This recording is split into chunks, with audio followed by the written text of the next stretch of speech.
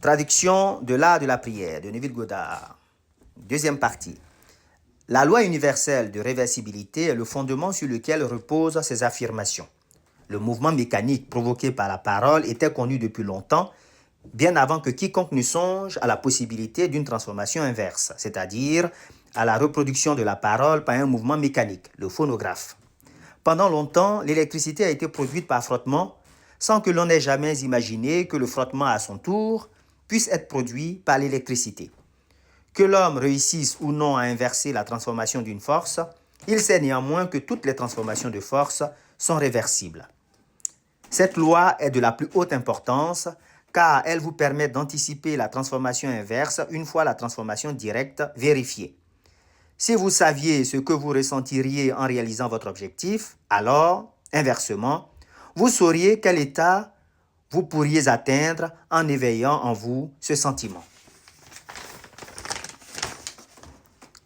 L'injonction de prier en croyant posséder déjà ce que l'on demande, Marc 11, 24, repose sur la connaissance de la loi de la transformation inverse. Si votre prière accomplie produit en vous un sentiment ou un état de conscience précis, alors, inversement, ce sentiment ou cet état de conscience particulier doit produire l'accomplissement de votre prière. Parce que toutes les transformations de force sont réversibles, vous devriez toujours éprouver le sentiment de votre souhait exaucé.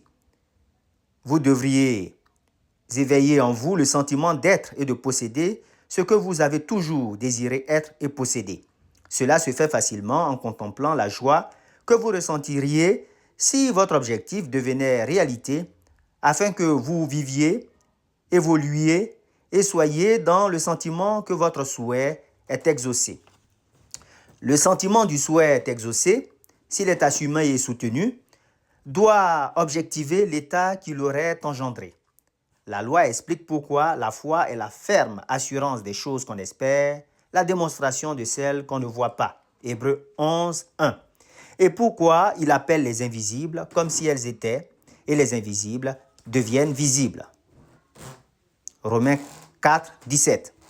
Assumez le sentiment que votre souhait est exaucé et continuez à le ressentir jusqu'à ce que vous ressentez s'objective.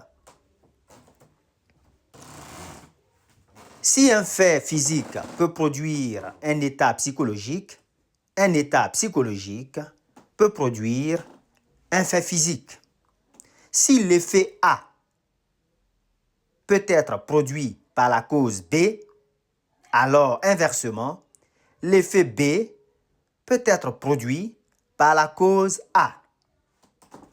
C'est pourquoi je vous dis, tout ce que vous demanderez en priant, croyez que vous l'avez reçu et vous le verrez s'accomplir. Marc 11, verset 24.